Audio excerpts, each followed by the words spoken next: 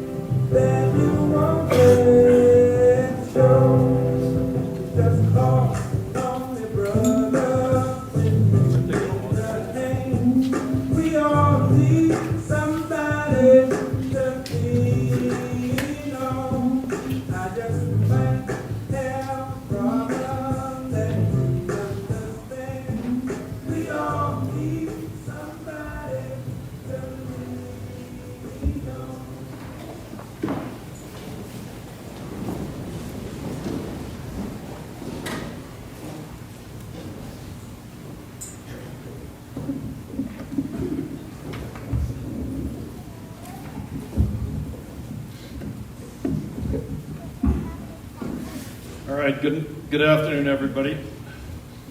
We're here to celebrate Tammy Kennedy.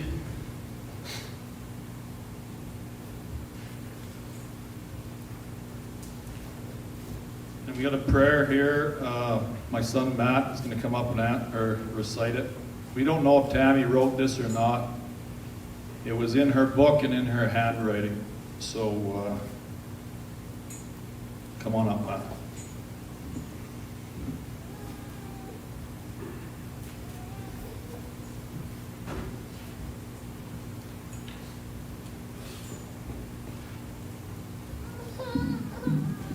Just want to start off by saying that I don't have the same barber that he does. Everybody's pretty happy about that. I don't know if Mom would have picked him out of the crowd to begin with if he looked like that, but we're all going to have to get used to it. So thank you for being here. Went shopping the other day and bought some new jeans, and it reminded me of this story. One day in high school, me, Tom McNeil, and Boyd Lewis skipped class one day, and we hopped on the dirt bikes and we started driving all over the gravel roads and kind of around everywhere, doing stuff we probably shouldn't be doing.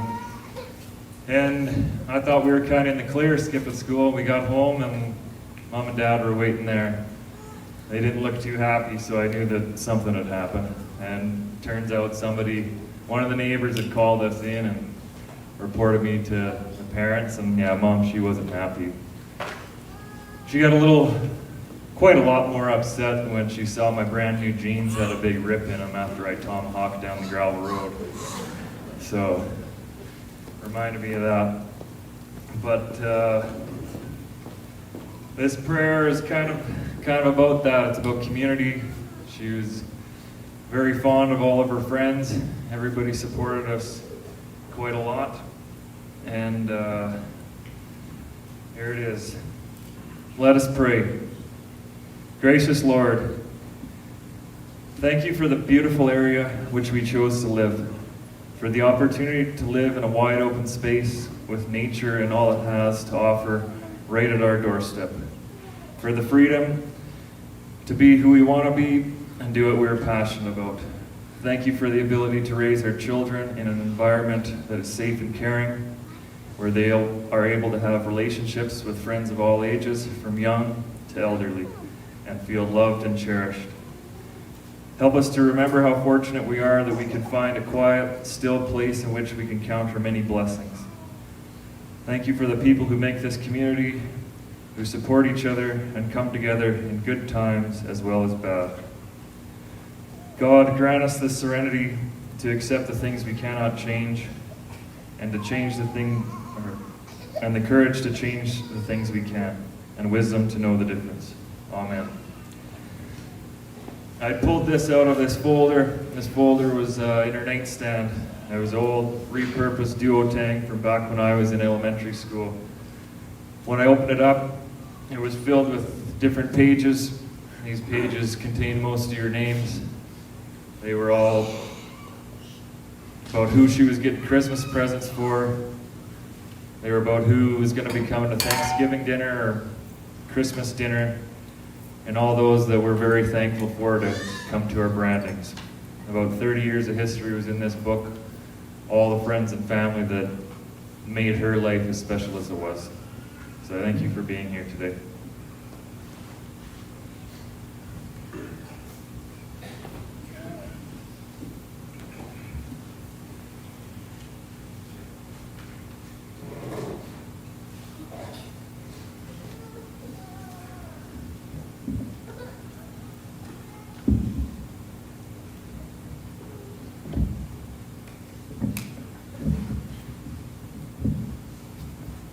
Great, thanks, Matt. Excuse me.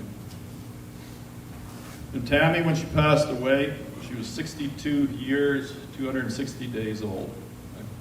Kind of an interesting number, kind of runs off your tongue. And like to say right off the bat, I'm extremely proud of my family. It was a very difficult time, of course. May 9th, she was diagnosed, and we knew at the time that it wasn't going to end well. And Matt and Amy came home, and Johnny and Livy came home right away off the boat in Mexico. Logan was close by. JD was in Brooks. And over the course of the time from now, since she was diagnosed when she passed, we all shared the load.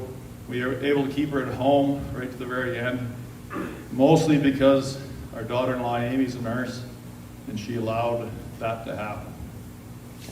And everybody pulled their weight. Everybody did. And we shared the load, and without that, we couldn't have done what she wanted us to do. Anyway, to begin with, I want to get my thank yous out of the way so that we can continue with laughing and giggling about the antics that she put us through. I want to thank everybody, first off, for being here, taking the time out to get here. Distances you traveled, a lot of people came long ways. But regardless, you're taking the time to be here, and that's wind in our sails. I want to thank Carolyn Robbins and everybody at the acute care, on the acute care team in town. We were in there multiple times for drips and such, and they were wonderful. Home care team, the same.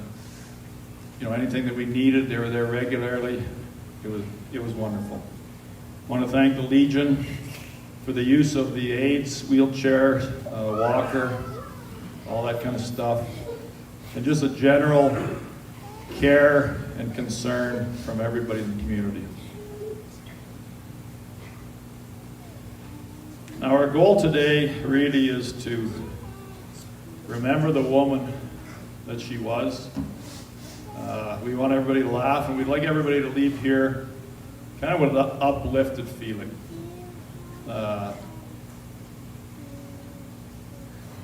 Tammy had a wonderful life, and she'd be the first one to say that. We were married 40 years here this past July. So we knew each other for about 42 years. And I'm up here because I knew her the best. And you're going to hear from me more of the funny stories. Logan's going to come up a little later, give more of an in-depth of the person she was. But I really think that when we got here at 32 years old, she had a lot of experiences, a lot of fun. And a lot of people in this community heard some of the stories, but I don't know if they really gather what she was like and the things she had learned and just the influence she had on everybody around her.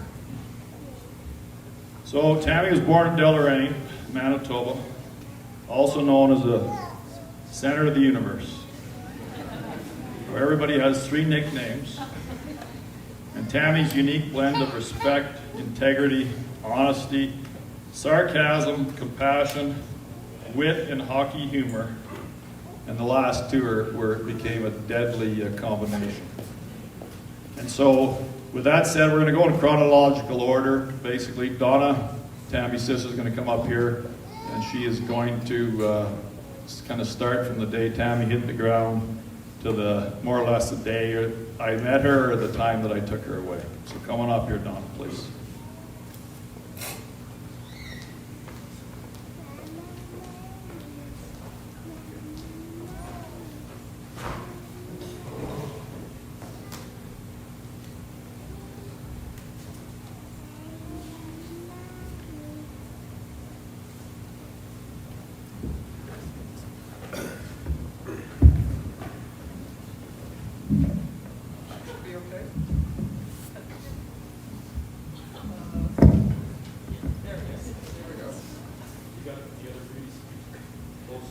Okay. So before she was Tammy Kennedy, wife, mother, gourmet cook, professional hockey fan, rancher, Pincher Creek community member, she was Tamara Lee Olson. Daughter to John and Darlene, sister to Mike, Donna, myself, and Jamie. And she was raised with us in a dinky little town, center of the universe, in southwestern Manitoba called Deloraine. Dello to some. Her family in that town and her friends helped to shape her into the woman that she was. She was Mom and Dad's firstborn girl, and very obviously the favorite. She wouldn't like me to tell you that, but that's the way it was. In that small town, everybody knew Tammy, and she in turn knew them. She was loved by all. Well, maybe not by all. Some of the ladies would claim that she stuck her tongue out at them when she passed them in the street. I think that she was only 3, and Betty Godine's eyesight wasn't very good at the time. But of course, when this was reported to my mom said, "Oh, you must be mistaken. Tammy would never do that." I, of course, knew she totally would. I have heard that in Pincher Creek, some of you knew her as Good Tammy. This is what she told me. Part of a 2-Tammy team. But I knew her as Not So Good Tammy. She was my older sister, and there are a few things that you need to know about her. Oh, she was social, and not like a social butterfly, but she really had a driving need to be with her friends, and some of them are here today. You might even see them. She wanted to be with them a lot. She was funny, like mostly in a snarky, sarcastic, quick-witted, spontaneous kind of way. She was hardworking, like only when she really liked what she was doing, or when she could talk you into doing it and she supervised you. She was my supervisor a lot. She was smart, and I don't mean like a smart ass, but we all know she was kind of that too. She was athletic, playing baseball, swimming, skiing, curling, etc. I know, you girls, you wouldn't believe it. Maureen will tell you. And she was very, very, very supportive and did not want to be at the center of attention. She liked to work behind the scenes and never wanted to put you out. She preferred to blend in, but if you pushed her and said anything about her family that was not to her liking, watch out. And I think the term was, don't mess with the bear. Oh, and she was not good with vehicles, like really, really bad with vehicles. In our early years, especially my younger brother and I, we had a difficult time remembering Tammy. That is because she was gone. Before supper, nothing. Vapor. After supper, gone in a puff of smoke. She was out of here. I like to think she was avoiding chores, but I think she had such a driving need to be with the girls. At the lake, she would take off in this little red speedboat. Man, she loved that speedboat. She thought she was so super cool in that speedboat, but I'm going to tell you, she was cool until it sank to the bottom of the lake because the plug came out. Now, it was tied to the dock, but of course she screamed at me over at the main beach and said, "Come on over here and help me bail this out before Dad finds out I've done this." So away I went, and again, was supervised. When she was home, she always made a big impression. She always knew things that she shouldn't know, like what she was getting for Christmas. She could correctly guess each and every present that she got. And not only that, she could guess mine. So it took a lot of years before I found out that she had unwrapped each and every present and then wrapped it back up.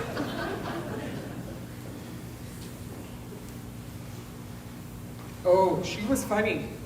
And I mean, she was hilarious. She could make a quiet evening or a boring event far more interesting. She never failed to entertain, whether it was school plays with her cronies, Mern, Maureen, Linda, Joe. Joe was the worst, Joe. Unbelievable. Or if she was at a dance, taking over the dance floor, and especially cutting a rug to Mustang Sally. That was Tammy's sweet spot. This often was a sight to behold. She was hardworking. She worked many, many jobs. Some notable ones included Rod's Hamburger House, recreation director, imagine that, girls, lifeguard, swimming lesson instructor, and even at the Deloraine post office. After her stint at the post office, years later at a Jets game, she saw her old work buddy in the stands. Surprised to see him, she yelled to get his attention. Unfortunately, his name was Astle. And the name, when yelled, sounded a whole like, "Hey, Astle! Hey, asshole! Hey, asshole! Hey, asshole!" Yes, I pulled her away. So the caption, Winnipeg Jets captain's wife swears at fan, did not make the Winnipeg Free Press, but it sure as heck could have. She was smart, and even Charlie Gilson, one of her good friends, would even tell her she was smart. She would totally play this down. She probably didn't want Matt to know how smart she was, but she was smart. She was brilliant. In a class of other very, very intelligent students, she was at the top. She never seemed to have to work very hard. It always just came natural to her. She wasn't so smart, however, when it came to band trips. It was on a trip to Winnipeg that two of her other band members decided to run away from home. I don't know who would be crazy enough to run away from Deloraine, but these two girls did. And that started a controversy. The school had to do a deep dive into any other shenanigans that had happened on that band trip. Mom again felt safe in the knowledge that her special girl, Tequila Tammy, wouldn't have been involved in any wrongdoing. But Lonesome Charlie, that high-end drink of choice for Deloraine teenagers, was found in her suitcase. And she was suspended. So if she ever said anything to you girls about a suspension, she's been suspended too. And so have Mike and Jamie. But not me. Oh, she was athletic. She was a part of the very famous Deloraine Royalettes ladies fastball team. I'm not sure if they were very good, but I know they had a lot of fun. She led their parade through the campgrounds singing raunchy, raunchy, raunchy songs. And she knew many, and she knew every word. Playing her guitar like nobody's business. I think some of the older senior ladies on the team quit that year. And remember when I said she was bad with vehicles? And remember what she did to that beautiful red speedboat? My brother Mike was called into action one day. She had a Ford Fiesta, and not a good Ford Fiesta. Recall this, it looked like the Flintstone Mobile, and it was brown. She phoned Mike and said, "You have to help me, Mike. You have to help me, come quick. I can't get this car running. I've tried everything. I even had Husker do it, and he can't get it going either." Husker was Joe's brother, and Husker probably didn't know a lot about cars, but Mike arrived to work some magic. He popped the hood, and there was a piston that had torn right through the motor and was sticking out. Mike said, "She damn near broke the motor in half." He asked her, "Were the pedals stuck to the floor when you tried to start it?" She said, "Yes." "How did you know?" If you drove with Tam, you know what it was like to go fast. Like a bat out of hell. She came to Deloraine with her van loaded. She even had bikes. She took a quick trip uptown and came screaming home right into the carport. Those vans were not at the back of the van, or those bikes were not at the back of the van. Those bikes were strapped to the top. She ripped those bikes right off the roof, leaving a couple of holes in the van. The bikes were mangled, and Dad's eaves trough was laying off the carport. And not only was that bad enough, but she had an audience watching her do it. I think we all had our noses pressed up against the window watching her fly into the carport. It wasn't a very happy day for her. Oh, and I also said she was unassuming. She didn't want to be the center of attention. She just wanted to be small town Tammy, probably small town tequila Tammy. But no flash, no big deal, just down to earth and a genuine person. This was never more evident when she came home for her 10-year school reunion. She had returned from the big city, either LA or New York, I can't remember. And her classmates and she sat around a table, and they all were taking turns talking about what they had been doing for the last 10 years. You know, it was closing in on Tammy, and she was getting ready to talk about what she had been doing. And then she heard, "Tell us, Tammy, tell us, what is your husband doing? Come on, Tammy, tell us, what does your husband do?" And I think she probably took a big drag off her Craven A menthol cigarette, maybe took a sip out of her Coke and rum and Coke, and she said, "Most days, he picks my ass."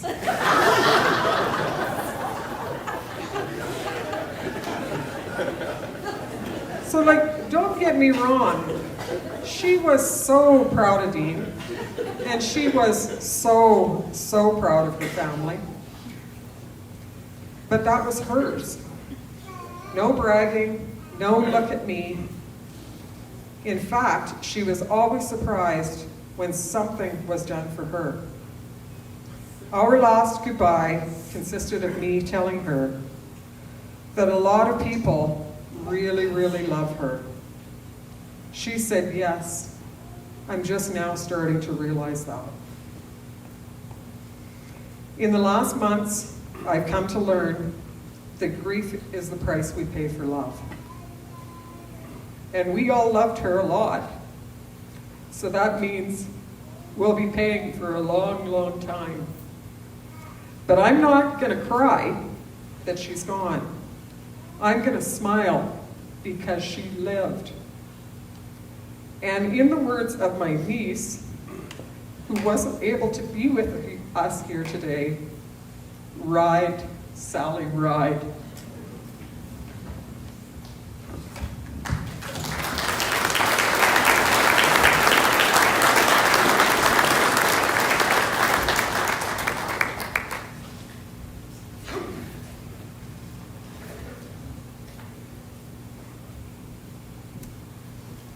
All right, thank you, Donna. Very, very good. And further to what Donna said about Tammy not thinking anybody would come to the funeral, we asked her one day, "Do you want to have a funeral?" This about 2 months ago or so, and she said, "I don't know, maybe if you guys want to, I guess." "Well, where do you want to have it?" "Oh, you better have it down Twin Butte. I don't think anybody's going to come." So that was just the way she looked at things. And as Donna said, you know, we want to laugh about this deal. We want to have a good time. So to preface this next kind of little bit of stories, I want everybody, all the guys in here, they'll understand this very clearly. And I didn't when I first met Tammy and got to know her. But there's that look. Yeah, all your wives, your girlfriends have that look. Now the number one is, what? You might be an idiot. Number two is, you're an idiot, but that's actually funny. Number three is, you are an idiot, and you're going to pay many, many times for being an idiot.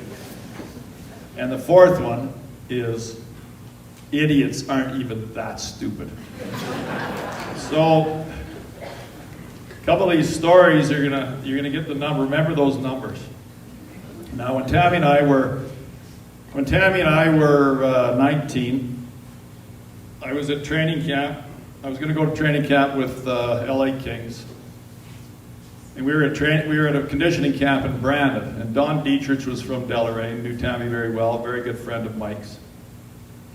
And he said, "Let's go out to the lake. Come out with me to the lake for the weekend, and we'll have a good old time." So out to the lake we go, and had a ski boat. And so one day afternoon, we're out in the water, and we end up swamping this young woman on a floaty out there. And I said to Don, "Who was that?" Oh, he says, "That's Lori Keene. She lives over there." So I said, "All right." So we kept going around, skiing and stuff. And anyway, over at this other cabin, some people were there. Away we went. Over was Dieter's friend Mike. And with Mike was Mike's sister. Hopped in the boat. All I could remember, she had this green bathing suit on, and she was pretty darn shiny. So we skied for the afternoon, dropped them off at their cabin. We went on our way. I went back to conditioning camp, went to training camp in Victoria with the Kings, and I stayed up with them, with the Kings, until the middle of November. Okay, so the only conversation I'd had with this girl in the green bathing suit was, "Where are you from?" I said Redvers, and she said, "I know a girl from Redvers. I go to school with this Anita." I said, "Oh yeah, I know her." Okay, well, that's good. That's about all I remember. So anyway, I go to camp with Kings, and I end up getting sent back. I stick with them till the middle of November. I get sent back to Brandon, and then I get thinking, I gotta give this Anita a call. I gotta track down this girl in the green bathing suit. So I called Anita and I said, "Anita, I need Lori Keene's phone number." And she said, "Who?" I said, "Lori Keene." "I don't know Lori Keene." And I thought, "Oh, no." And she said, what do you mean? I said, "She's from Deloraine. You go to school with her." "Oh, you mean Tammy Olson?" I said, "Yeah, that's who I mean. I mean Tammy Olson." So anyway, gave her a call, and she admitted, okay, let's go. So I picked her up. We're going to go a 7 o'clock show. Couldn't go to the 9 because I had 11 o'clock curfew. And I go to the 7 o'clock show, and it is the worst show that anybody ever made. And so about 20 minutes later, I look over and I said, "You want to get out of here?" And she said, "Oh yeah, let's go." So we go down to the corner coffee shop, have coffee. She didn't tell me she didn't drink coffee, but she did that night. And anyway, by about 8:30, I got her back at her apartment where I picked her up. And what do you say? And so I said, "Well, geez, I might go back to LA, maybe, hope I do. Good luck with school, and I hope that goes good." And she kind of looked at me. We're sitting on the street, and she kind of looked at me, and she got out, and she slammed the door, and she stomped off and didn't look back. And I thought, man, she got some sass. And I liked that.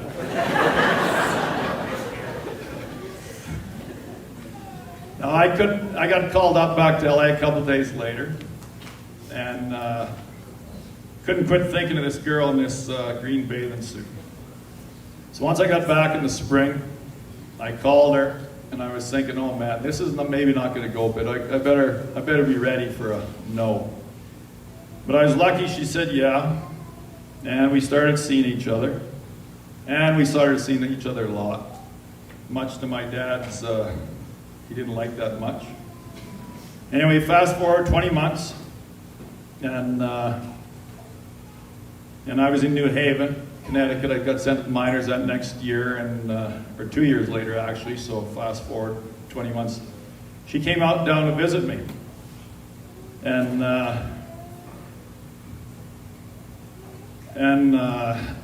I was going to propose to her. And I got to meet this jeweler in LA when I was there, and Tammy was coming down in February. So I said, well, I'm gonna propose to her. I got to get a ring, and I wanted to design a ring, you know, that I wanted or that I thought she would like. So I ordered this ring. She gets down to New Haven. This ring is not there yet. And well, how do you propose without a ring? So I knew a jeweler said to the old guys in New Haven, where can I get a ring? So I go down to the jeweler and I said, this is what I want. He said, I got no chance of making that or finding that. But here's a really nice pearl necklace. So I thought, yeah, okay. So anyway, we're sitting in a seafood restaurant in New Haven. And I got shit for this later about not getting down on my one knee. We're just sitting across from each other. And I said to her, you know, hey, I would really like to marry you. But before you say anything, I said, if you're not willing to be on the farm in Saskatchewan when I'm done playing hockey, you better say no right now. And she did. So I said, you know, will you marry me? I would love for you to marry me.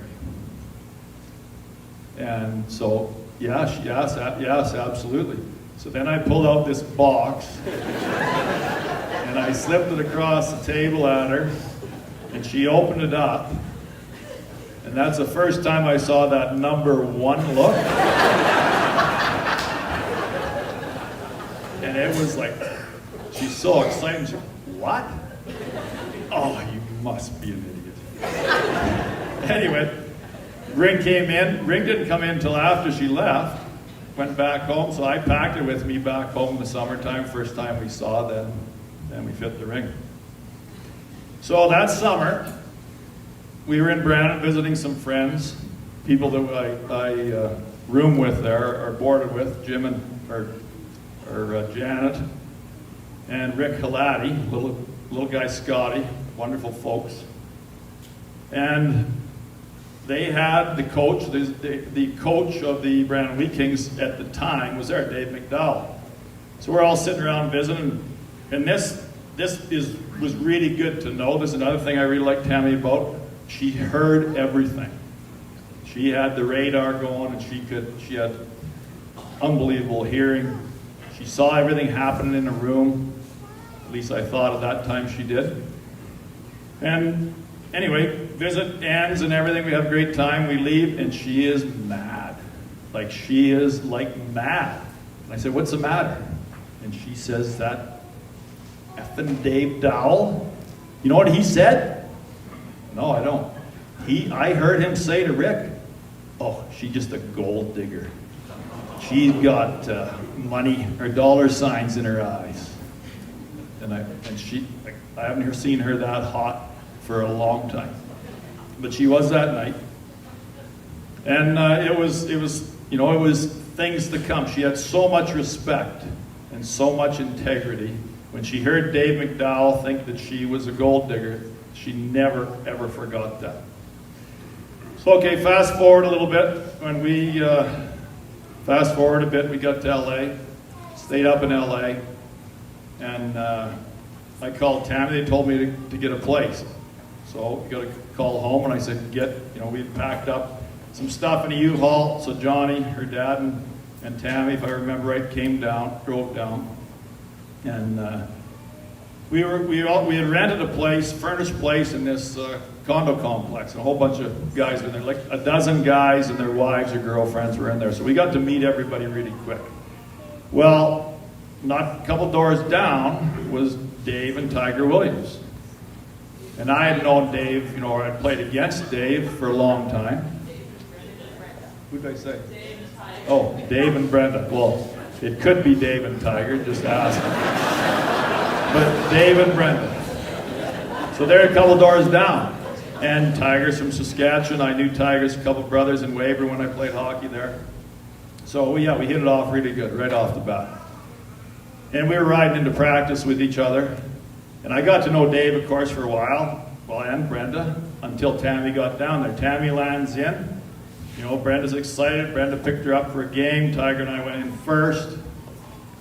Brenda and Tammy come in later. And in LA at the Old Forum, there was a You'd come up the back steps, the players would come up the back steps into the lounge, and the wives are in this lounge, and then a little farther on was everybody else. And so, ended up that Tammy and Brenda were sitting right by the door where the players came in the back way. And Tammy was really nervous, like really, really nervous. And she was still smoking then. So she said she was smoking a cigarette and had a cup of tea sitting beside Brenda. And the Tiger walked in, walked behind her, going past Brenda and Tammy, grabbed Tammy's cigarette and threw it in her tea and kept walking. And that was the biggest mistake he ever made. Because every chance that Tammy got to carve his guts out, she did. And she was on top, everything. He couldn't say a word without her just carving him. He paid for it, number 3. Can't believe you're stupid, you're going to pay for that 100 times. And Dave and Brenda turned into be lifelong friends. And they are to this day. Brenda and Tammy were like sisters. And they're here today with their entire family. We basically grew up with them. And yeah, it's been wonderful. One more story here before I'll get Wayne McBean up. And this is Frank Jenkins' favorite, one of his favorite stories. So Tammy and I had a really fun relationship. And I asked the kids this, I didn't think we did, but I asked our kids, I said, did you ever hear us argue, like raise our voices? And they said, no, never did. I mean, we disagreed with stuff without question, but not one time did we ever yell at each other. And that's just the respect that we had for each other. And we also played I played lots of tricks on her. I'd love to see that look. You know, I love to light her up and you know, everybody knows a flick of the head or the turn on your heel or whatever, body language, all this stuff. Well, this is our second year in LA, and it's coming close to Christmas. So I said to Tammy, what would you like for Christmas? She said, I'd like a pair of sunglasses. I said, oh yeah. What would you like?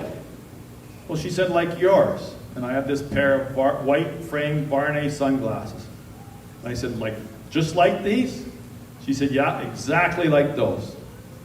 Oh, well, I don't like that idea much. I didn't say that to her. But I thought, well, if I bust my glasses, then they become her glasses, or vice versa. So I thought, yeah, okay, she wants that, you know, that's good, cheap, you know, it's $100 or whatever. I go down to the sunglass place, and I say to the guy, I'd like a pair of sunglasses. Okay, he said, which ones? And I said, those black ones right there. Give me those black ones. So he brought them out and I paid for them, and I said, can you clean those white ones up really good? Yeah, so he cleaned them out. I said, put them in that new box. So, wrapped them up and under the tree. And Tammy always, what she did, she would, her glasses, or her presents, say she had 5 presents under the tree. She'd rate them 1 to 5. And then what she thought they were. Maybe I don't think she opened them up. Anyway, she'd rated this, you know, she figured her sunglasses, yeah, that's her best, so she's going to wait till the end. Okay, so that's what she does. Opens them up, white sunglasses, perfect. Puts them on, how do they look? Oh, perfect, honey, all that, you look so good. Let's go for supper. So out to the car we go, and we get in the car, and I pull out this pair of black sunglasses, and I put them on. And she looked at me and she said, are those new? I said, do they look new? And that's when I got that number 2 look. Oh, she was sour. But we got over that. We went down to the seafood place, and she ordered the biggest lobster they had on the menu and never said a word. And then the next day, she seemed to be pretty good. So anyway, that was a kind of fun we had. It was she was so much fun. She took it like a champ. She had unbelievable hockey humor, and she never forgot the tricks that you played on her either. So right now I'm going to call up a very, very good friend, Wayne McBean. Wayne was 18 years old when he got to LA. Tammy and I were 25, and first day we became friends. I had been looked after by Dave Lewis when I broke in, and without Dave Lewis, I would have been in big trouble. Louis said, "You come with me, and I'll look after you, kid." And that's what I did with Wayne. That's what you just passed it on. So I'm 25, he's 18. First day at training camp, he's kind of fat and out of shape. And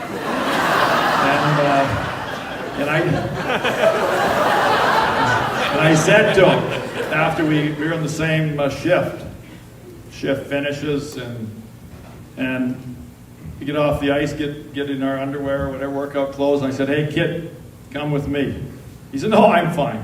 I said, "Come with me." "Where are we going?" I said, "We're going to do sit-ups and push-ups and work out extra." "No, I'm fine." I said, "No, you don't get it. You are mine. You get here and you stay here, and I will look after you." And that was the beginning of a lifelong friendship. So here's Wayne with some stories. Thank you.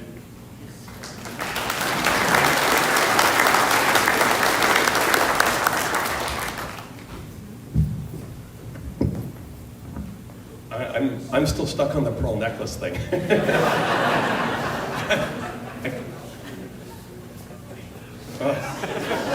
There's so many ways you could go with that. Before I start, and Dean's dead on, we've been friends for a long, long time. I've had, I'm going to say 100 ex-NHL players that text me and just wanted to pass on, and Dean didn't want me to read all the names, and there's a bunch of guys here. And I'm going to take over from the stories. Done a great job. I met Dean and Tammy in 1987, like Dean said, in LA. And it's really, really hard to talk about Tammy without talking about Dean, because at this time they were a little power couple, all 24 years old. So Tammy, 1987, she was an NHL wife, 24 years old, looked like a Hollywood starlet to me. All the NHL wives, when you're 18 years old, you come up and it's really funny. Your first couple years in the NHL, you look around the dressing room and you don't know where everybody's from. So you're in LA, so you're just looking around the dressing room, and then you go up after and you meet all the wives, and they basically pluck the hottest chick out of every little town across Canada and brought them wherever they happen to be playing. And Dean definitely did that with Tammy. She looked like a Hollywood starlet to me. She had an amazing smile, contagious laugh, and a quick-witted woman, and a zest for life. It was easy to fall in love with Dean's Tammy. A lot of us did. Now, Dean, on the other hand, he was just a cowboy playing hockey. That's all Dean was. And he was really mean to me. really mean to me for a couple of years. He's still actually mean to me, because he told me I could only have 5 minutes up here. And then Tiger Williams punched me twice back there. He was mean to me too. It was funny. So that summer, after the fat kid that Dean was talking about, I worked out actually a lot that summer. And I was headed to Barry Melrose's hockey school in Kelvington, Saskatchewan. He was my coach in Medicine Hat. And Dean and Tammy asked me to drop by Redverse. So I dropped in, and I didn't know people grew rocks, but Dean farmed rocks, which was cool. I picked rocks for 3 days. I didn't know that was a thing. Well, that was awesome. Thank you for that. But what's super cool to me is I had met Tammy in LA, didn't know where she was from or anything, just this beautiful woman, all of 24 years old. And then I met Farmer Tammy. She looked right at home, big, huge smile, quick-witted again. She was a great cook. But most of all, she was just happy that she was with Dean. Now, Dean, on the other hand, he was still just a cowboy. Nothing changed, and he was still mean to me. Dean and Tammy got traded to the New York Rangers, then to Buffalo, then to Winnipeg. I got traded to the Islanders, then hooked up with them again in Winnipeg. That was 8 years later. Now I met Mommy Tammy, which was really, really cool. Matt had been born.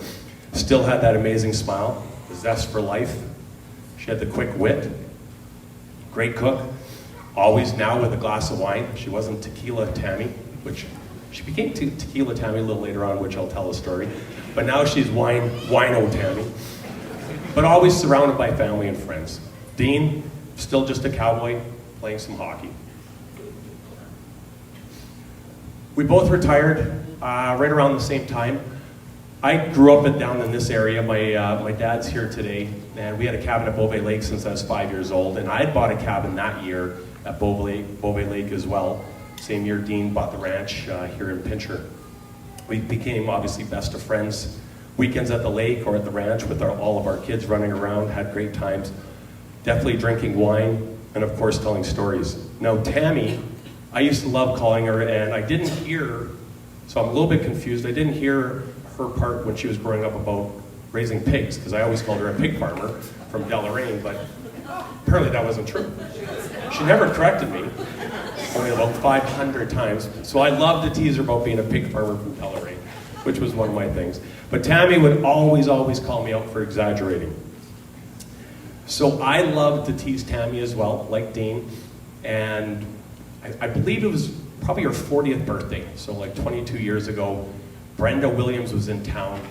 Dean and I went down to the Legion, and there was a bunch of us. I know the Jenkins were there, and Stacy and Stu and Normie, and I thought it'd be really cool to start doing tequila shots. And she was playing the piano, if you remember, and I would order 15 tequila shots.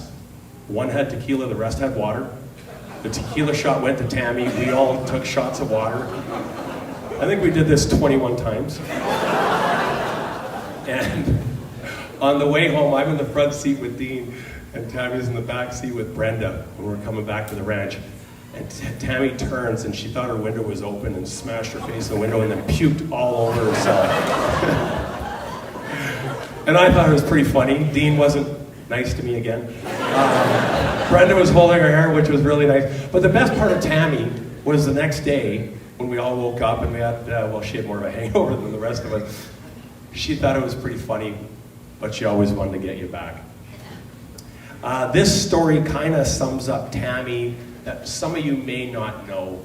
So when I first met Tammy, I would go up to the Forum Club, which was this really cool bar in LA.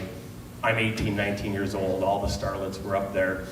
I won't tell a couple stories because my wife's here. But but Janet Gretzky was there. Pretty good looking girl. And I'd look, there's Tammy, and I'm like, wow, Tammy Kennedy is way hotter than Janet Gretzky. I'm like, oh my God. So we were sitting around about 20 years ago drinking wine. The kids were playing around, and I started teasing Tammy about being the hot LA wife, the little starlet, hotter than Janet Gretzky. And she's like, would you just shut up? Would you? And I'm like, whatever. She goes, you don't even remember that. I go, are you kidding me? I remember you in this white leather suit, standing beside Janet Gretzky, and I couldn't stop staring at you. I said, you're amazing looking. And we start laughing, we're talking, and Dean's giving me a stupid look, and I'm like, it doesn't matter, I was 18, man. And I'm like, I was single. So anyway, we're sitting there, about another bottle goes by, Tammy disappears, my wife and I and Dean are sitting there. All of a sudden, Tammy comes out wearing that white suit. And she looks at me, and she goes, is this the white suit? I go, that's the white suit. She goes, and it still fits, sucker. That was Tammy. She loved to have fun. So,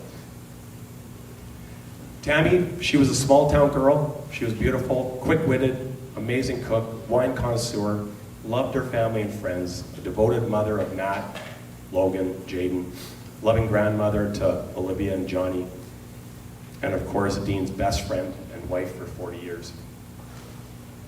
Tammy, thank you for making all of us and our lives better. We will miss her.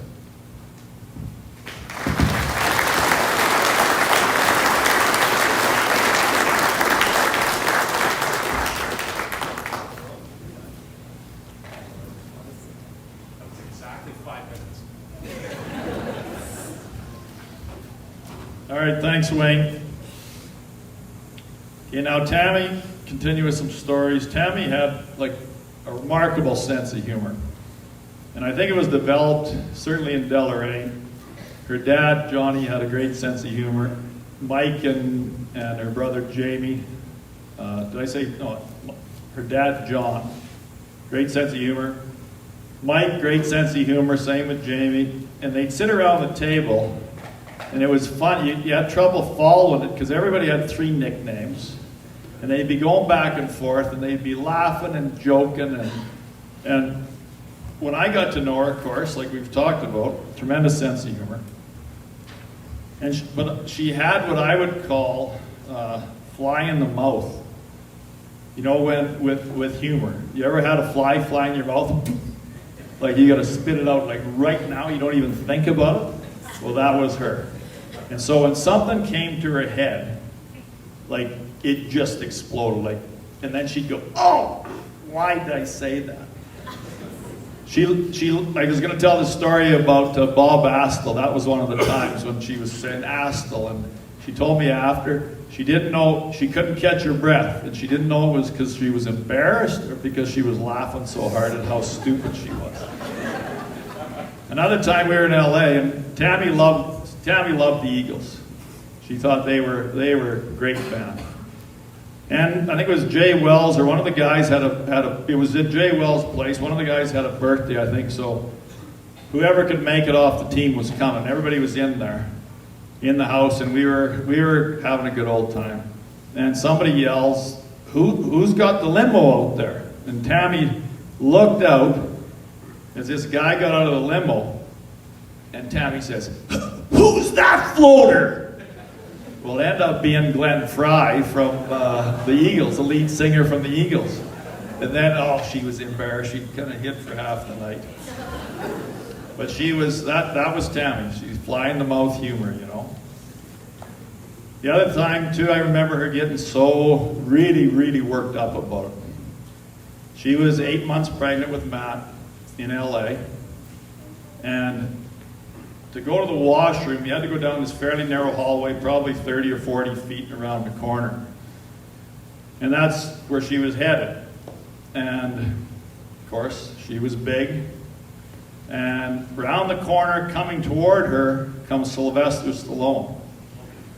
And she said, what? Like, he's coming right at me, and he's going right down the middle, and he's not getting over. And she said, I didn't know what to do, so I sucked over as tight as I could against the wall, and he went by. She said, I should have suckered him right there. And she refused to watch a Sylvester Stallone. Anything with Sylvester Stallone in it, she would not watch it. And now and then she said, I should have suckered him. But she was a tough, determined lady, like she really was. And we kind of had pet names for each other. And I would call her Honey. And yeah, I called her Honey Lots. And she had a pet name for me, but she'd never call me this pet name until somebody was around. And it was the Big Fag. And so it seemed that, back then it was okay to say that. And as the years rolled by, it became, well, maybe you shouldn't say that. So she quit calling me that. But I never took offense to it. She'd always do it when other people were around, and it was her way to kind of take me down a notch. I think if my head got too big or I was teasing her too much or something, that's what she would call me. And she was, and she had the great grin on her face. Every time she called me that, big grin, and away she'd go. But she was she was a tough, determined, resilient woman. We got to LA, went to New York for 53 days, 8 hours and 10 minutes, back to LA, then to Buffalo, then to Winnipeg, then to Edmonton, and then down here. I figured it out. We had about 20 off-season moves back and forth to the farm. We lived in 5 cities. We had 6 complete moves, lock, stock, and barrel moves. And how it worked, I'll give you an idea of a trade. Trade time I got traded from Buffalo to Winnipeg. Got called into the office to call the general manager. He didn't have the balls to tell you face to face, so he had to call him. So I go in the office, I call him, he tells me I'm traded to Winnipeg, and he says, take this number down. That's their travel coordinator. They want you out there like right away. In fact, there was a game, I think it was in LA the next night. So 10:30 in the morning, get traded, pack up my, take my gear my custom gear I took in a bag, go home, tell Tammy, got traded, going to Winnipeg, but I got to leave and go to LA. So I pack a garment bag, we look at the schedule, and when I'm going to be back or what. Garment bag, take what I can. She takes me to the airport, and I end up flying to LA, meeting the team there. Team then goes on to Winnipeg. Tammy, now we got Matt in, as a little guy. Got everything we own in the house. We owned a house there, everything. Bank accounts, addresses, you name it. Well, her deal. And back then, the teams didn't do very much to support. It was the older players, the other wives, that supported in that instance. You basically, Tammy would get a number for the moving company, and call these guys. Yeah, they're expecting your call. Organize a move. Well, you got to find a place in Winnipeg first. All this stuff. So I stay on the road with the Jets. I get back to Winnipeg. By this time, Tammy's got things organized, packs a couple hockey bags together, and flies with Matt to Winnipeg. So she's there for a little bit. We find a place to rent. She organizes when the move is happening, and I blow my knee out during that time. So when the furniture arrived, I was sitting in the front room of the house that we rented. Movers are moving stuff in and out, and she made it a habit of packing up all her dishes, anything that could be broken. She had packed that herself in Buffalo. Of course, they pack up the big stuff, and it's on the truck. Anyway, when they were unloading, I was sitting in the front room in a lawn chair with a cast on my leg, and she comes through the front door carrying the box, and as she goes by me, she goes, "Floater," and keeps going. So she was so determined, so tough, so able, and she moved all those times and never complained. Our dream of farming turned into ranching. We traveled around a bunch in a fifth-wheel trailer for 3 summers. We found Pincher Creek. We've never looked over the hill since for multiple reasons. One of it is like here tonight.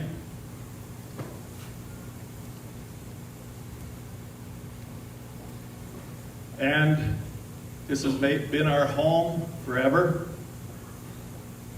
And the first night we got here, the house was half finished. And now Logan's around. So the 4 of us make it down from Edmonton in 2 different vehicles.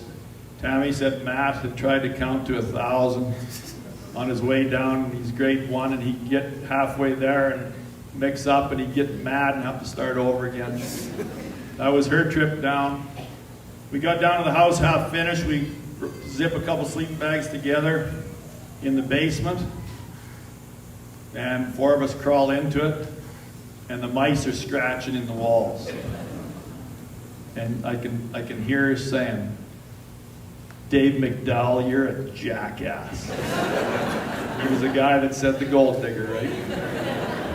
So anyway, we're going to have another good friend, Frank Jenkins, come up here and say a few words. And then have Logan come up right after Frank. And then I'll come up, finish it off, and then we'll get to the stuff that Tammy liked the best.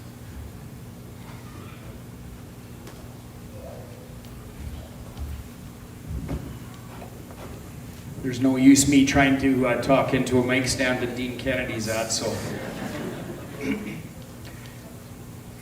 So Dean gave me strict orders. I think you got the same ones, Wayne. 5 minutes. That's what I've got. So somebody better put a clock on me, because when I get telling some of the memories and the stories I have, this great lady, it could get a little longer than that, but I'll try to keep it short. To say that the Kennedys fit into this community instantly would be an understatement.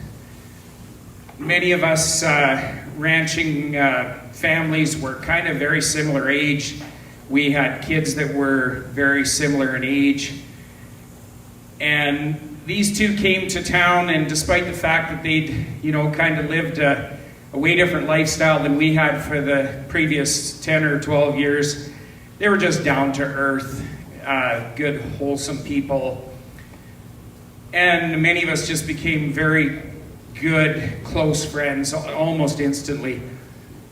Tammy had a way of, dealing with all the other wives and making them feel important. And she was a really, really amazing cook, which we've heard a million times today, and a great hostess. And she shared all kinds of recipes with all the wives and whatnot. And I would really wonder how many Tammy Kennedy recipes are out there in this town, because I'd say that she made a lot of the girls pick their game up a little bit, just to, because she was good. But anyway, I was really amazed then, and actually looking back on it, I think I'm more amazed now at the unwavering support that Tammy gave Dean. I mean, obviously, she was by his side throughout his career, but I can't imagine what was going through her mind when they decided to buy that ranch and embark on this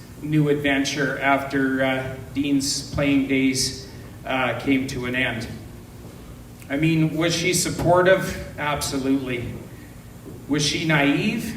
Absolutely, for sure. Over the years, they have built that place into a beautiful ranch, but as Dean kind of alluded to, when they first got there, it was a little rough.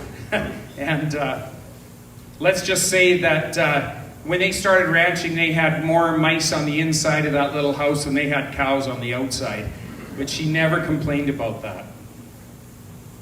So a little while into their new endeavor, I think Tammy was feeling a bit overwhelmed, and one day she said to me, like, how long is this going to take? Like, how long until we get this ranch up and running and it just starts kind of rolling, make money? And I don't know why, I just said 5 years. She kind of finally figured out that the sort of how we live is every time we make any money, we just plow it right back into the ranch. And she picked up on that. And one day she said to me, "You lied to me."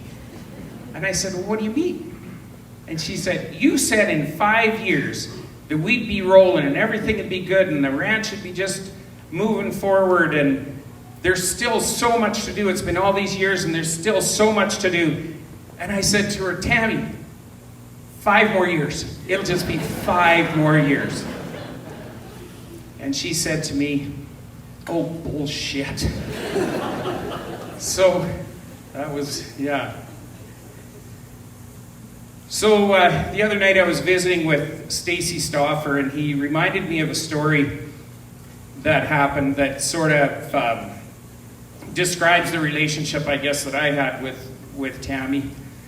And this is this one night there was a whole bunch of us sitting around the Kennedy house, and for some reason the subject of financing and banks and things like that came up, and I think it was in between us talking about cows and rain. Is that right, Logan and Jaden? Probably, yeah, because that's what we talk about when we're there.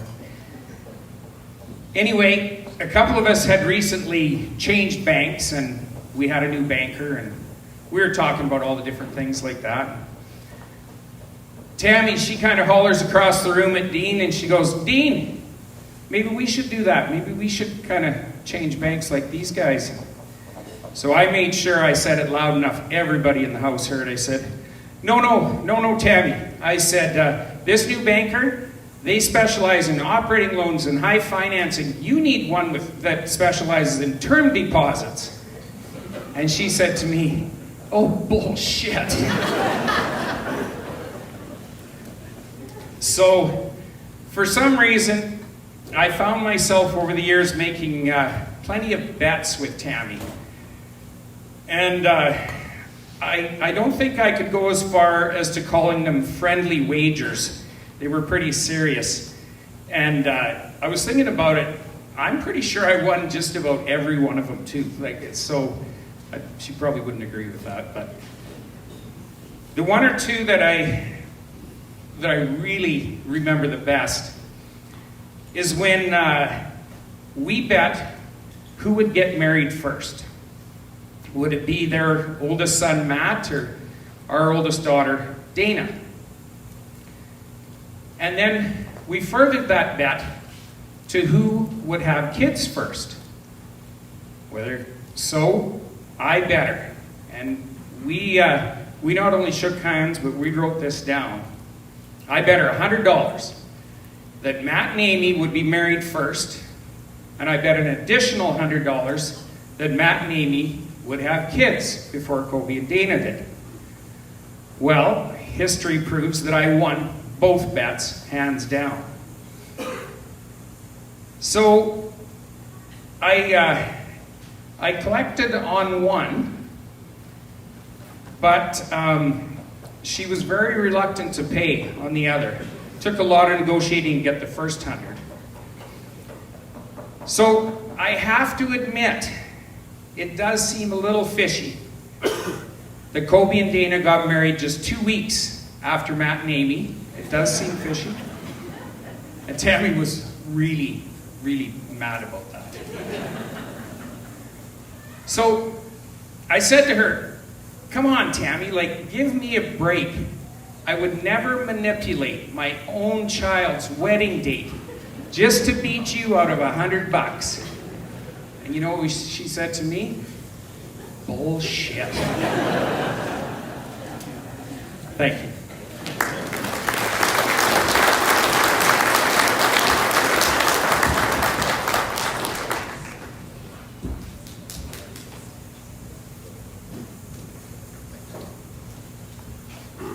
Hey, now, we've all heard of Tammy, wonderful cook. When we got married, she had trouble boiling water. And that's true. I did most of the cooking the first year. Not that I wanted to, but I basically had to. And from then on, she was a cook and a wonderful cook. But I always teased her because I always took credit for her being a good cook. Because I said, if it wasn't for me, I could eat the horse and chase the driver in 1 second. So I created the cook. And she just kept shaking her head. And I said, well, prove me wrong. Prove me wrong. And so she said, why don't you get cooking? Well, I said, I don't want to. Well, why don't you get cleaning? You could vacuum. No. You probably don't know how to vacuum. Well, just pretend it's a hockey stick. No, don't do that because you'd beat the shit out of everything around here. And that was her humor, But Tammy was a wonderful cook. She was a wonderful mother. I would bring guys home from the rink, or there'd be a couple friends hanging around the rink, and they'd come for a pregame. Back then, you didn't have cell phones, and there was always enough pregame meal. And all she would say to me after, she said, just give me a heads up. That's all I need. So the respect we had for each other was incredible. As Frank said, the support that she gave me and the kids, incredible. So we're gonna have Logan come up here and kind of more or less give the eulogy. I'll be back for a little bit, and then we'll be over.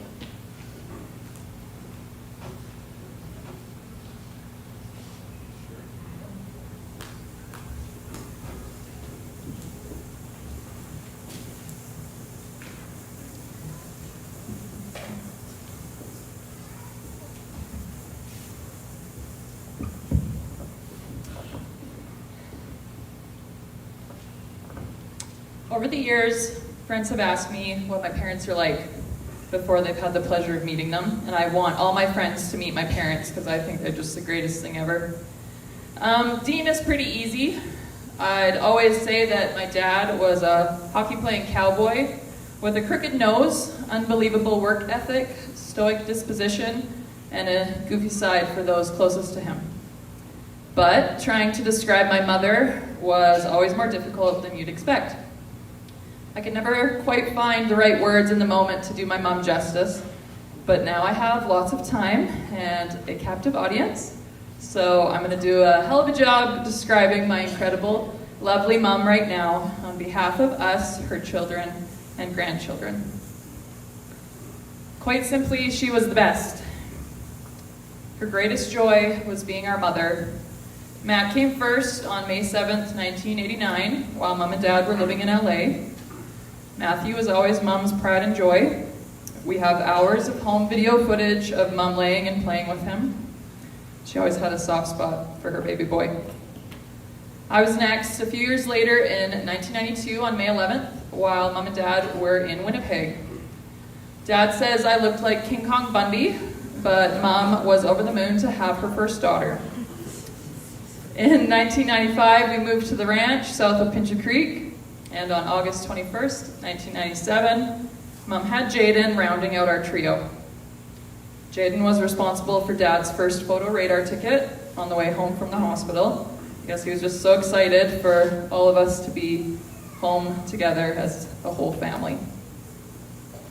As kids, our mom was heavily involved in everything that we did, and we were lucky enough to have the opportunity to try everything. She volunteered for school events, including lasagna dinner at Halton and hot dog days at Canyon. Looking back, I wonder if she only went to those hot dog days to get a couple free ones. She loved a hot dog. Don't know why, her favorite meal. Mom was incredibly creative. She sewed costumes for dance, skating, and show kids.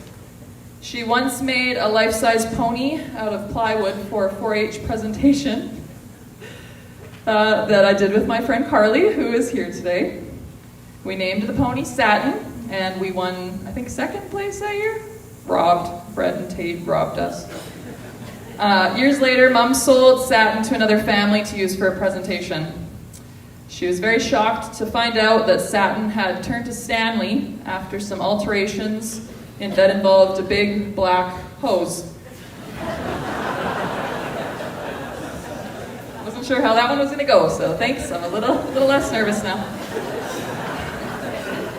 On the weekends, we would wake up to Mom singing in the kitchen, cooking, or baking something delicious. She had a big thing in those days for Country 95 and always swore that she didn't used to be a good singer, but singing to us kids made her better. There were always treats in the drawer, and dinner was at 6. She ran a tight ship because she knew that well-fed and well-rested kids were happier. Her goal was always to make us happy, and she often did that through thoughtful actions. She would host the greatest birthday parties with a theme and a matching cake. She would hunt for Christmas presents for months before, just to make sure we got exactly what we wanted.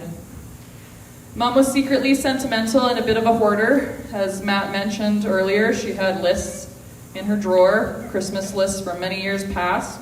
She also kept every note we ever made her or card that she was sent. And she also kept a lot of her outfits from the hockey days. We chose a few of them in the back there to share with you today. And I laugh at Diener's story because after a while, none of those outfits fit us anymore because she was about 125 pounds when she was in LA. So if we wanted a fashion show, we'd have to wait until there was like a child or a preteen that was skinny enough to fit into all those outfits. We'd come into the living room modeling them, and she would hoot and holler and howl with laughter, checking out all her old fits. Every summer, we would head back to the old country for a few weeks, leaving Dad at home during the busiest time of the year. I don't think he minded so much, but we'd always come home to him having lost about 15 pounds without Mom's cooking. I think he showed up at a lot of neighbors' houses during that time too, so thanks for feeding him. Mom would pack us in the car at the crack of dawn for the long drive to Manitoba. She would have us in Moose Jaw by noon. An 11-hour drive in a car with 3 kids, Tammy Kennedy was a superstar. Jaden remembers the first time Mom was truly mad at her. On one of these trips, Jaden lost her silly putty in the car. When they finally rolled into Deloraine, Jaden found the silly putty under her, cemented into the seat of the old red Suburban. It sure took Mom a while to get over that one, and a while to get the putty out of the seat. She always treated her things with such respect, so when something like that happened, it was not ideal. Mom loved being at the lake when we were in Manitoba. I was so embarrassed as a teenager when we'd take out the pontoon boat. Somehow she'd always find a boat of hot guys on the beach or on a boat somewhere, and she'd yell, "Hey, boys!" and give them away. I was mortified every time, but now I'd probably do the same, so. Mom loved Lake Metagosh and Deloraine. She always said that Deloraine was the center of the universe, and it was, but only when she was there. Mom also loved to read. We'd come home to find her curled up in her spot on the couch with a good book. She read Harry Potter aloud to me before I had the confidence to read that big of a book. We sobbed and held each other when our favorite characters died. She would always share her book recommendations with us girls, though sometimes we did not take those recommendations, like when she finished 50 Shades of Grey. I could not read that book, knowing that she had read it first.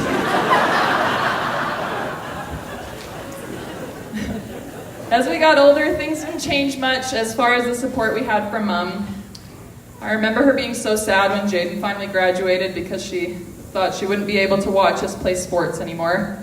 When she came, though, she was a hard ass. She always had feedback for us when she was watching in the stands. Hustle was her favorite word. She knew we could do well and often gave us the tough love we needed to get the job done. I'm definitely the most sensitive out of my siblings, so I got a lot of tough love. There were many times she told me to suck it up or just get her done, like the time I failed my learners for the 3rd time, or when I was so intimidated by the other girls on a rugby team that I wanted to quit. And now some of those girls are my best friends, so thanks, Mom. She would give us a hug and then tell me to go put on my big girl pants and get on with it. So that's kind of what I'm also doing today. When Matt was about 17, he started dating this girl in town named Amy. I was a bit dubious about this new girlfriend, but Mom welcomed her with open arms. They developed a strong relationship over the years, and my mom truly loved Amy like she was her own. Here are a few words about Amy, or from Amy, about her mother-in-law. Tammy was not the dreaded, infamous mother-in-law you often heard about when others speak of their mother-in-laws. From the time I met Tammy at 16 years of age when I met Matt, she was always welcoming, encouraging, funny, and relatable, especially early on when we'd sneak out of parties to have a ciggy. That's Amy. Naughty girls. Tammy taught me to cook, clean, and develop my confidence as a young woman and mother. She gave the best and most practical advice, like how to make Matt smarten up, what to clean bleach with, and parenting advice. Often with big family decisions, I'd seek out her advice or ask myself, what would Tammy do? And then one night, after a late night at a fire at the lake involving many bottles of wine, I, remember this is Amy, thought it would be a good idea to sleep with Tammy in her room so as not to disturb Matt and the kids with my clumsiness. Early the next morning when I rolled over in bed, I saw Tammy, and I knew immediately this was not what Tammy would have done with her mother-in-law. We laughed about this for a long time, and I didn't live it down either. We were truly blessed to have Amy join our family on August 3rd, 2013, when she married Matt. We partied in this hall until about 3 a.m., and there was a moment during that wedding that Mom stood on the stage with her best friends from kindergarten and sang karaoke with Mustang Sally. Mom always knew how to celebrate. As we grew older, Mom supported us when we eventually left the nest. She made it clear that we could always come home, but she understood that we needed to do what we needed to do. She said she'd been there, done that, the same thing by following some weird guy from Saskatchewan all the way down to LA. But at least now that we're gone, there is still FaceTime, so it made it easier for us to keep in touch. If she hadn't heard from us in a few days, she sent a text that simply said, "How's things?" I'm very surprised she never got sick of our, "Hey, can you send me that recipe?" messages. We weren't the only ones that would send a message asking for a recipe. I'm sure there's lots of folks in here that have done that. She said that cooking well is easy if you have a good recipe, but not every recipe is a good one. Luckily for us, she didn't gatekeep any of her recipes. She did, however, fiercely guard secret recipes given to her by her friends. It took me a long time to convince her to give me Kelly McRae's peach pie dessert, which I don't share with anybody. Also, Kelly, by the way. She was a woman of few words and a great listener, which suited Dad just fine. When she had something to say, you listened because it meant something. It wasn't a bunch of fluff to try to make things better. She was practical and hardworking. She showed her love through acts of service. She helped me relearn how to use her sewing machine many times, took us shopping for big events, and she always asked if we needed anything from Costco. When Matt and Amy moved their family down to Mexico to live on a sailboat, Mom packed up their house. When I was down in Tennessee and wasn't doing so well, I asked Mom if she could come down and be with me for a bit.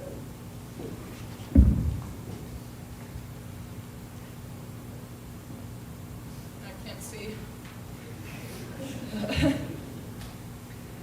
She had her flight booked that day and was there within a week. She helped me get back on my feet, did about 40 loads of laundry, and convinced me that I should spend some time at a mental health place called the Ranch. I was truly blessed to have a mom that would drop everything to come be with me in my hour of need, and then give me a kick in the ass and the support I needed to be happy again.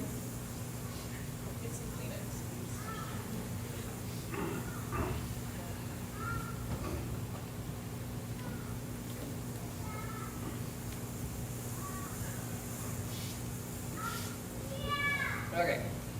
Her favorite thing to do was make things beautiful. Not only did she design the addition to the house at the ranch, she was also the first called by many when they were redecorating their homes. She painted many houses or helped with design choices and volunteered her talents to decorate this hall for many events, parties, and weddings. In recent years, she was very excited to redo the cabin at Beaver Flat. She would spend hours on her iPad with a glass of wine researching new designs.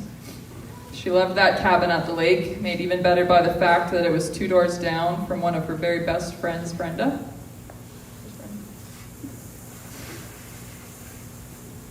She ran a tight ship even out at the lake. She bought white cushions for the cabin and was very particular about how they were to be treated, until she accidentally spilled an entire glass of red wine all over them and swore Jaden to secrecy. Mom loved to have fun. For their 50th birthdays, Mom and Dad purchased a powder blue 1965 Ford Galaxy convertible. She loved driving around in that thing. She'd pack a cooler of drinks, and Mom and Dad would be off to pick up a friend, go for a cruise, and usually stop at Twin Butte for dinner. We would take a speaker and belt out songs by Dr. Hook and the Eagles. Music was always on in the car, and it was always fun to see Mom get dancing at a wedding or at the lake, on the deck, or in the cabana. If she was in a really good time and found her sweet spot, or wanted to get the party going, she would pull out her guitar and sing her favorite song, which was a parody of I've Been Everywhere Man, that you will hear a little bit later today. At home, we would play card games, but Mom never played because she hated losing. She would participate in the occasional spelling bee, however. Jaden still laughs at the time that Mom was the officiator, but continued to mispronounce the words, and then she'd be annoyed when the spellers would get the word wrong. Mom loved our home. Our home is the essence of her. She filled it with love, laughs, and comfort. There was always a tasty meal or treat for whoever came over. She chose couches that are so comfortable people often fall asleep during a gathering, just right there on the couch. She truly left her mark on our home, family, and community. She also literally left her mark on our home. It shows where she lived and traveled. The varnish on the floor has been worn away in front of her spot on the couch and throughout her usual path in the kitchen. Of course, we are devastated that she's gone, but we feel grateful that we were able to keep her comfortable in her last days where she belonged in 2016. Coco comes from the word Nokomis, meaning grandma in Ojibwe. Coco was treasured by both Olivia and John. They were very close to her. They loved baking, reading, and doing the morning wordle snuggled under a blanket together. Coco taught Johnny and Libby their first poem called Birdie Birdie. Maybe if they feel brave, they can tell some people that poem a bit later. Anytime Olivia and John were with Coco, Matt and Amy knew they were safe, engaged, and loved. They also knew they'd be well fed, which means if they didn't like the prepared meal, you can sure bet that Coco would make their own special meal. Coco was obsessed with Libby and John. John told me this week that his favorite things were when Coco made lasagna and when she came to visit them in Mexico, because there was a small boat called the French Baker that drove around the canals with pastries, and Coco would always get Johnny and Libby a pastry. She loved spoiling her sweet grandbabies. In full transparency, I borrowed a lot of this next part from my Auntie Donna when she stood up to talk about our Papa Johnny many years ago. Mom has given us many gifts: the love of good food, wine, and music, a laugh, a song, and a dirty joke, a beautiful home and a kind community. As long as these continue to exist, she will never truly be gone, for she left each one of us something that you will see from time to time. To her brothers and sister, she left a sister to be proud of. To my dad, can't look at you, but this one's for you, Dad, her devotion and undying love. And she gave her children and grandchildren each a special legacy. To Olivia, she gave her love to read, her cackle, and her sly smile. To John, her problem-solving brain and her sense of humor. For Amy, she gave her the skills and advice to be a fantastic and loving mother. For Matt, her love of a prank, her confidence that she was always right, and the love for a spouse and children. For Jaden, her love of cooking, food, and music, a take-no-shit attitude, and her square butt. And for me, I got her love of the lake and a bottle of wine, sandpaper heels, and the courage to stand before you and honor her memory. In this speech, Auntie Donna also described what Papa Johnny thought dying would be like. He said, "I think that death is like falling asleep at your neighbor's house with a lot of people around. And your dad picks you up and carries you home and puts you in your bed." My mom loved her dad. So it's comforting to think that maybe Papa Johnny scooped her up when she was ready, and they're together again. While I'm up here, I'd like to say a few thank yous, just to reiterate what my dad said before. Thank you to our family, friends, and community. I know my dad mentioned this at the start, but we really appreciate everything that you've done for us. And for my family, thank you to Olivia and John for filling the house with laughs and entertainment during the tough times. Coco loved you too so much. Thank you to Amy for all you did to help Mom feel comfortable when she wasn't feeling her best. Amy's an RN, and I highly recommend every family have a medical professional on staff. So thank you, Amy, for taking care of us, and especially my mom and my brother. Thank you, Matthew, for bringing your family home from Mexico so that we could all be together. Thank you, Jaden, for being the eldest daughter, even though you're the youngest. Thank you to Eric for joining our family during this tough time and having Jaden's back through all of this. And thank you, Sam, for having mine. And finally, thank you to Dad, Dino, Big Hoss. You've shown us what through sickness and in health really means. Thank you for showing us how you can work better as a team, grow roots, and build a community. You've both shown us how to bloom where we're planted. And Dad, you've shown us true strength during this time. Not every family had the opportunity to, or has the opportunity to drop everything for 6 months to just be together. For our family, it was never a question that we would be by my mom's side as she tried to beat this thing. Because that is how she raised us. We were able to come together, still have fun with lots of laughs and good food and company. And there were times that we had to suck it up and put on our big girl pants and get through the tough parts, but it was truly because of her that we knew how to do that, and we know how to carry on. Thank you.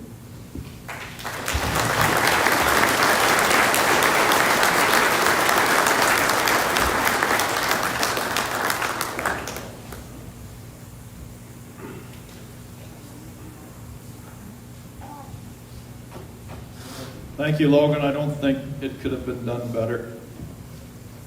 Now, we're going to have a slideshow here shortly, and it's a good one. The girls put that together. But I'd like to,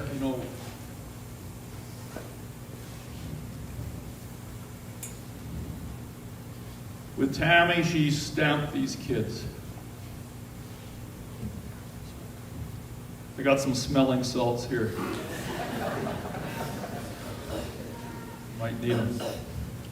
Now, Tammy stamped these kids. She led by example. She made me a better person. Thank you all for being here. We're going to have the slideshow, and I'll be back quick for a direction of what we're doing.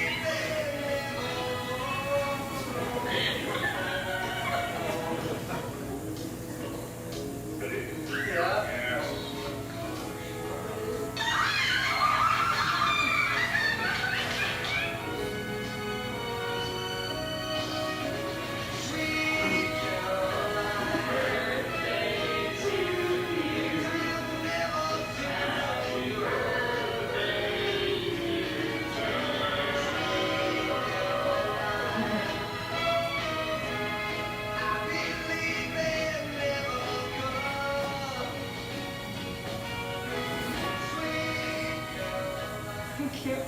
Cheers.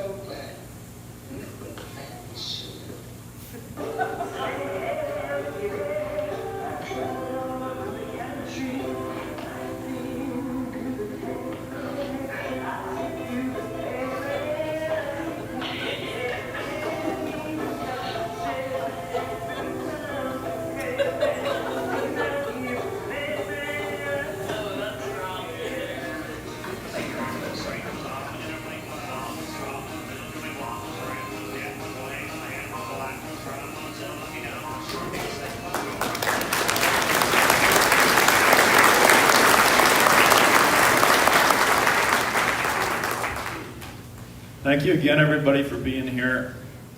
If you ever run into something like this, you'll understand how important it is to have the support like we've had. We've been very, very lucky to have had time with Tammy, kids in the house, support, a text, a call. It's wind in our sails. Tammy stamped these kids, and she's had an incredible positive influence on me, made me a much better person. So thank you very much for being here. Jenny and Phil and the Twin Butte crew are going to set up over here. There's going to be a bar here. We're going to get tables set up with chairs. Please stick around if you got time. Stick around and have a visit. And I hope you leave here today with a good feeling. That's how we want to remember Tammy. And she loved to have fun. She was all about what was said here today. And take the positive of it. Always take the positive of it. And maybe she'd be wind in your sails. Thank you very much.